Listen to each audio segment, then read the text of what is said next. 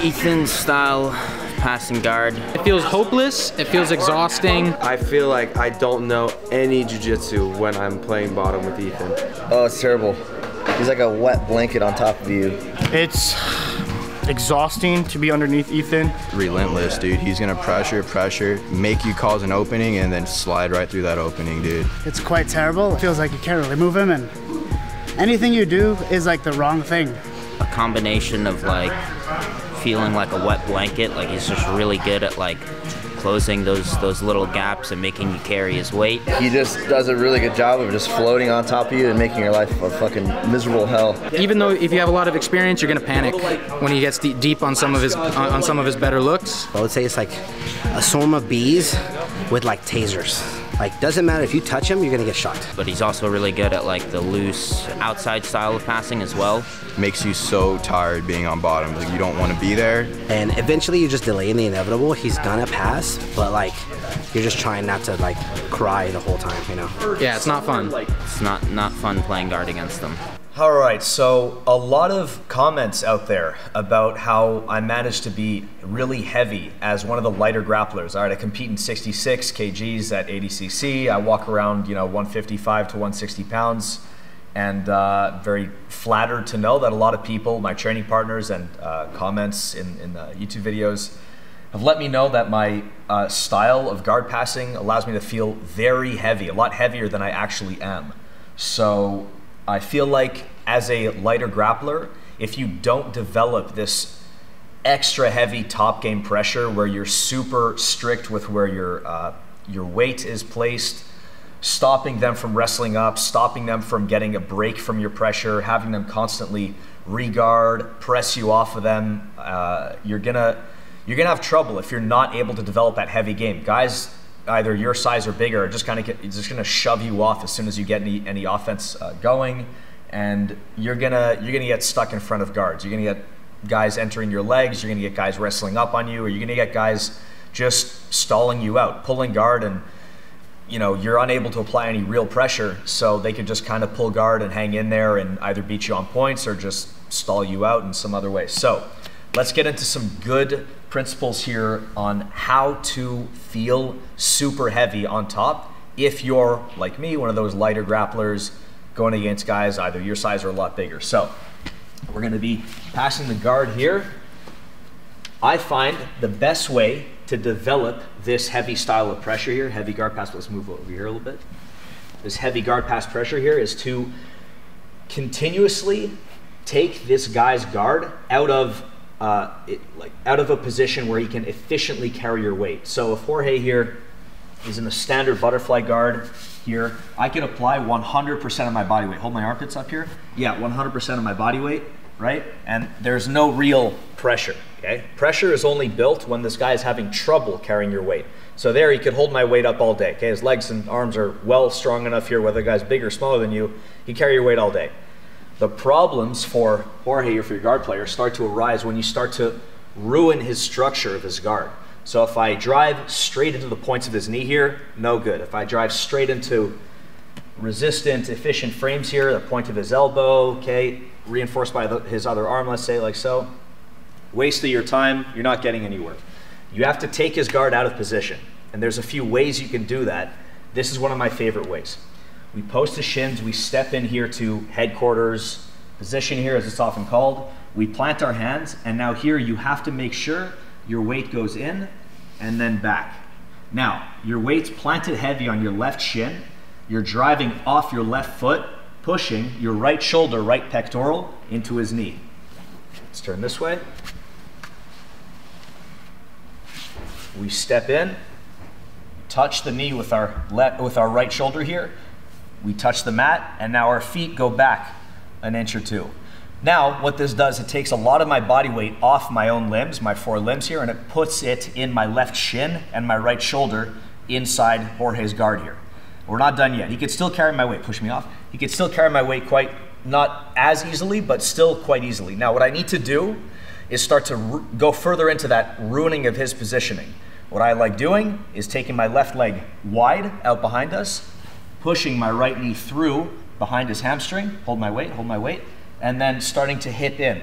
As I hip in, I drag his foot here with my left thigh, I drag his foot back, and now my feet lose traction with the mat, and I start to sprawl. Now, it's not enough, again, to sprawl and stay there. We have to climb back up and continue pressing our weight. Hold me up.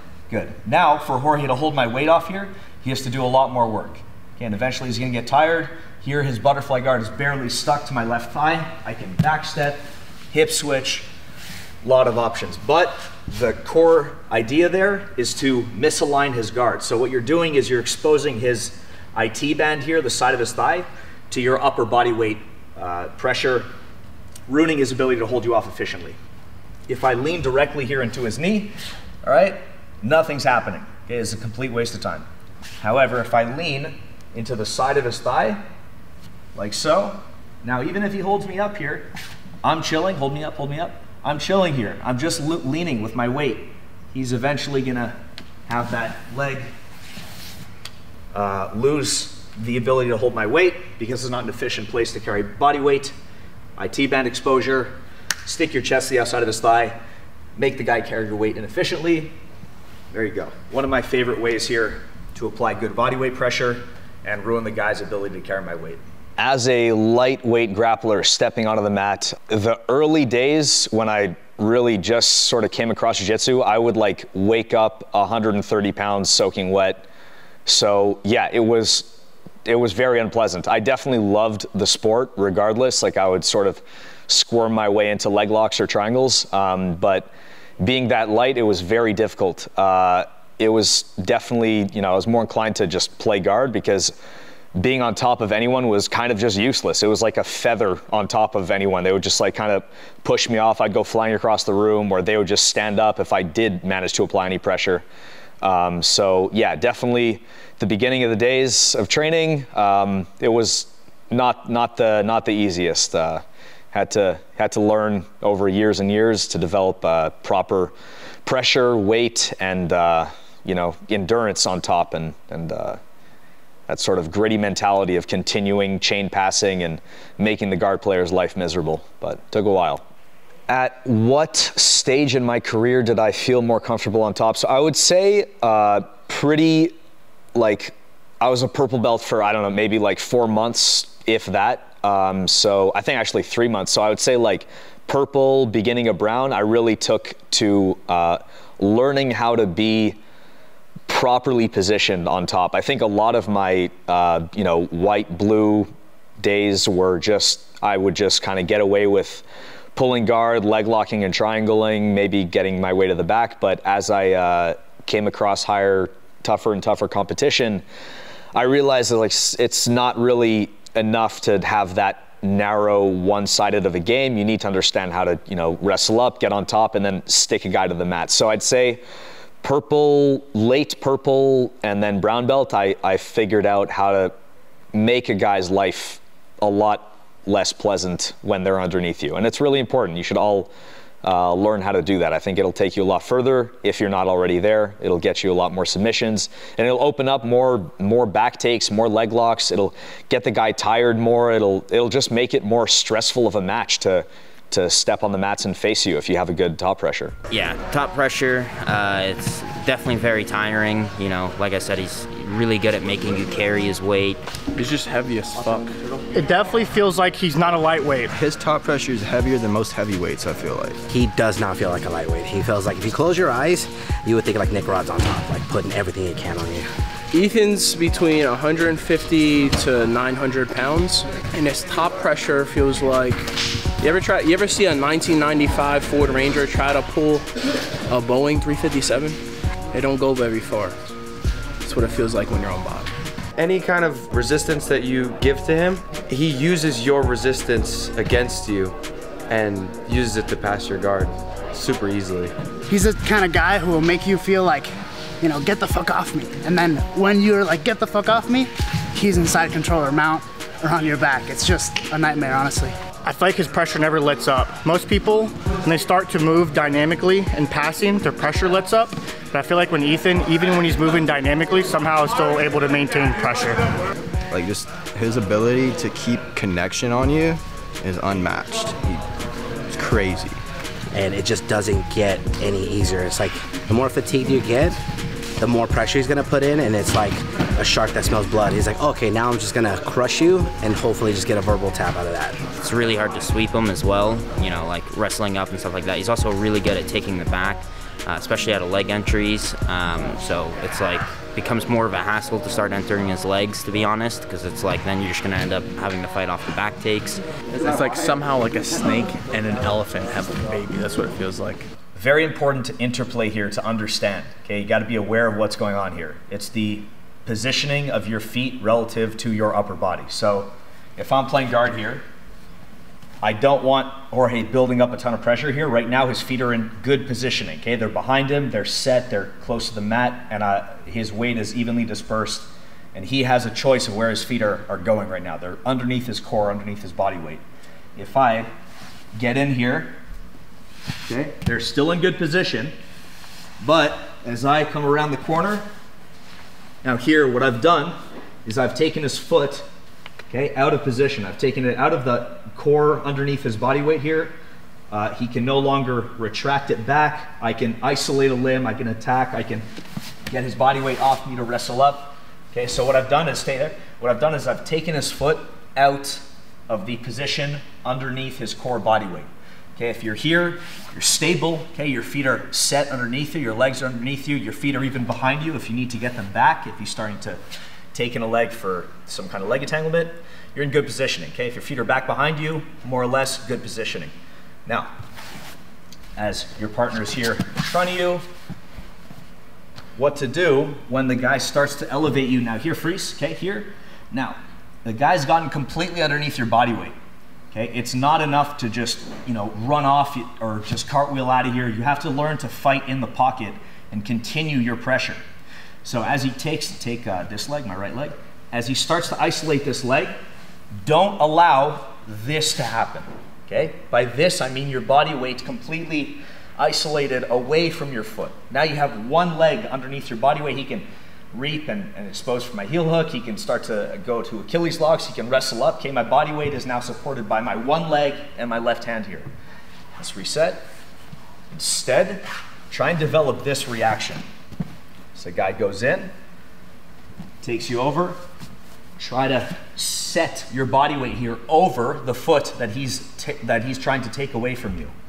As you drive forward, instead of allowing the guy to pull your foot out from underneath your base, as you drive forward, you give this guy less room to post at your hip with his foot here on the outside. Try to put your knee in front of me here. You give the guy less space to breathe because this knee shield is being compressed into his body. You keep head over head, you keep chest over chest, and you start to look for this right arm crossface.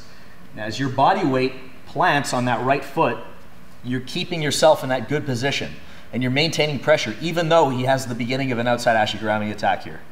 Right now, another option here, you could crush the cigarette with your foot, plant your knee out wide, and then start to step all the way over, underhook, sit out, and start to attack north-south. Now this movement, this change of position, is another form of continuing pressure, okay? Instead of just like losing that chain of pass going, you exit and then you're right in a position to re-attack. Instead of blitzing across the room and giving the guy a chance to completely reset and catch his breath, you're right here in the pocket where you can continue attacking. So let's see it one more time. Let's face the other way here. Take this leg again. So, guy starts to get you up. Instead of going back, you instinctively drive forward. One more time. Guy elevates you up here. You drive forward. Really sprinter stance out to that right foot, the one that he's attacking.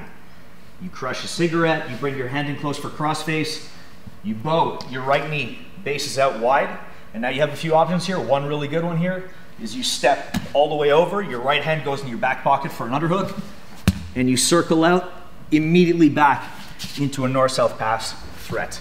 So, wrapping it up, it's a really good thing to understand, to drill that one move, but the theory behind that one move is keep your feet based underneath you. Don't let the guy pull a limb out, whether it's your wrist, your foot, whatever it is. Keep your limbs intact, and when he does start to isolate a limb, you use that to pass. Chain those passes together, and you're gonna start to see the guys like too sort of crowded by your body. He's gonna start to push you off, he's gonna start to make mistakes, and they're gonna get tired underneath you. And that's how you're, another good option of how to feel heavy, how to crowd a guy, how to get in his face when he's starting to attack your limbs from guard.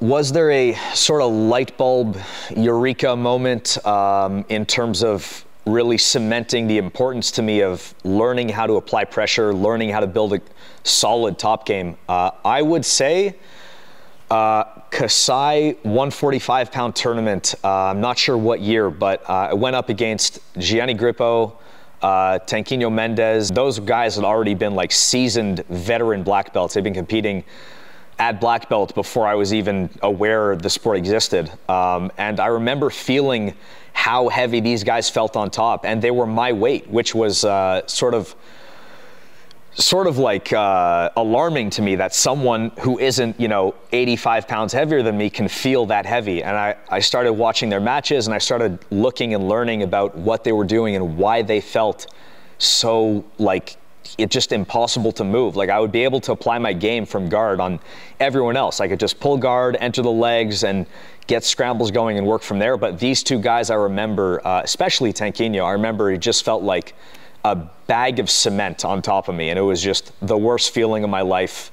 I lost those two matches, obviously, and definitely left a fire in me after that to start to figure out, first of all, how to mitigate that pressure from guard, and second, and probably even more important, how to apply that same pressure myself when I managed to get on top of guys. So I'd say Kasai 145 tournament in New York City. It was a really cool event. But yeah, that was a big light bulb moment for me for learning how to apply pressure. I think it's a huge combination of like everyone I've trained with. They've all been able to like sort of, not by saying to me, like not teaching me techniques, but just reacting to what I was doing over the years. I've been training for almost 11 years now, and when I started really actively, intentionally trying to learn how to just shred through guards on top position, everyone I'd go with would offer me different reactions. Some guys would be their hooks would be so sticky, it was just a pain in the ass to get one shin free, and eventually you deal with that, and now everyone else's hooks seem like they can't hold on to you. Another guy would enter your legs. If you close your eyes or blink for 1 second, he's on a leg, and then he's reaping, he's wrestling up. Another guy would be so tight, so flexible that like you can't inside pass. You have to chain a pass and go to the outside, or you have to threaten a back take and then use that to get a pass. So I'd say that training partners have done the most for me. The live training guard passing situation has done the most for me.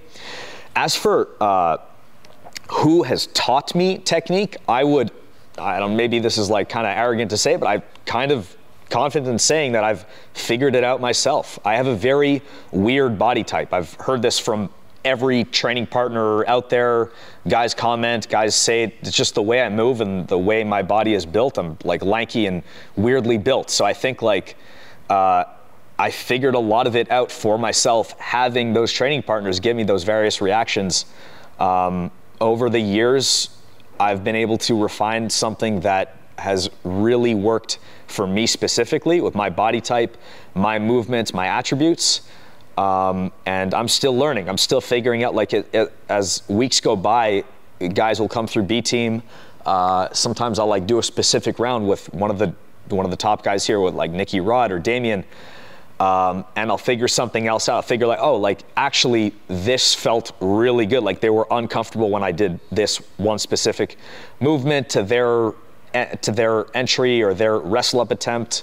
And I'll sort of I'll remember that and then like apply that to a couple other guys who I can handle a little bit easier, and sort of absorb that into my game. And we're always growing, always learning. It's his connection. He keeps as much surface area of himself connected to the person, to whoever he's rolling with, and it makes him so fucking heavy, dude. Most people don't do that. I feel like most people, they'll put like 1 or 2 connections. He has like his whole body working for him. It's fucked. Rumor has it Ethan has a 3rd leg. I believe that 3rd leg weighs him down. The generations of Jewish heritage on his shoulders that he's carrying in this community. So that's what weighs you down. Lots of practice, good nutrition, and he's definitely like a complete athlete. He's always lifting and doing the right things. I mean, the guy's constantly working, even drilling. He's constantly trying to perfect everything down to a science, down to a T. And with him, it's like not about like making what he's good at stronger. He always finds like whatever little weaknesses he has, which fucking isn't none, like he tries to make them better every day. And that's what separates him from a lot of grapplers at his division. Probably the farm-raised eggs he buys here at B Team, I would assume, because his strength is ridiculous. Not filled with antibiotics and hormones? Yeah, nothing illegal in those eggs at all. I think it's just his positioning, you know? He's able to use his weight and, you know, really dig his toes on the mat and you know, put pressure in a way that's safe and doesn't get him into too much trouble, you know, while still making you feel that pain. Also, he can squeeze like a motherfucker. Okay, guys, so earlier here we were speaking about exposing that IT band. Anytime I could get my eyes on the outside of the guy's thigh, I'm gonna do what I can to put my chest there as well. If I could get my chest there, I could put a lot of body weight, and I could use whatever weight I have, whatever pounds I have, are gonna be way heavier for the guy to handle, versus if I'm at the point of his knee or at the point of his elbow. So again, if I could get the outside of his thigh or the outside of his elbow here, really good. A lot of my, whatever weight you have to use is gonna be a lot more effective. That being said, as I get into these positions here, I try and scissor that knee, okay? If I can see the outside of his thigh, I'll drop my weight, keep the knees together, keep my elbows around the guy's hips, and work from there. Very effective. However, as I'm driving in here, my feet are wide, okay? Sometimes I try and scissor, and he does a good job restricting that knee from that position here where it starts to collapse across my chest. Yeah, he keeps his knee to the point of my chest. So I post on his hip with my left hand and dart through for a knee slide on this near side. I step out wide, lower my head, and start to collapse with a knee slide. Sometimes, however, following up here, he collapses my elbow frame here on my left-hand side, okay, with this knee shield. So what you're gonna do is widen up your chest, get some posture, post here behind his head, lean into the point of that knee, disconnect yourself completely. All your body weight needs to ride on that point of that knee. Your hands go to the mat, you step over the head, and now here you continue that guard pass pressure. As he is restricting your ability to collapse this thigh left and right, you're gonna hop over the top and then find your way into north-south. See it one more time here. We pressure forward. We're trying to scissor those legs, trying to collapse that knee shield. He does a good job keeping it open. We respond by knee sliding through. We step out wide. He responds by collapsing my elbow frame here. Okay, I have this bicep in the way, but his knee shield is coming up over the top.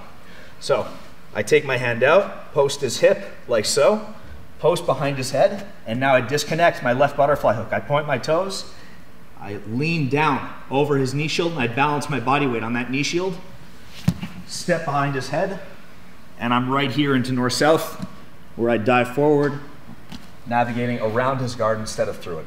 So that was a short overview of my passing and how I like to implement as much of my body weight as possible, making myself feel way heavier than I actually am. I hope you guys liked what you saw. If you want to see more, and there is much more technique and details from what I showed, be sure to check out my DVD instructionals on BJJ Fanatics, my technique breakdowns, match breakdowns, roll breakdowns on Submeta, as well as all our other match breakdowns, roll breakdowns on Submeta. Subscribe to the YouTube, leave a comment, tell us what you think, and like. Thank you very much.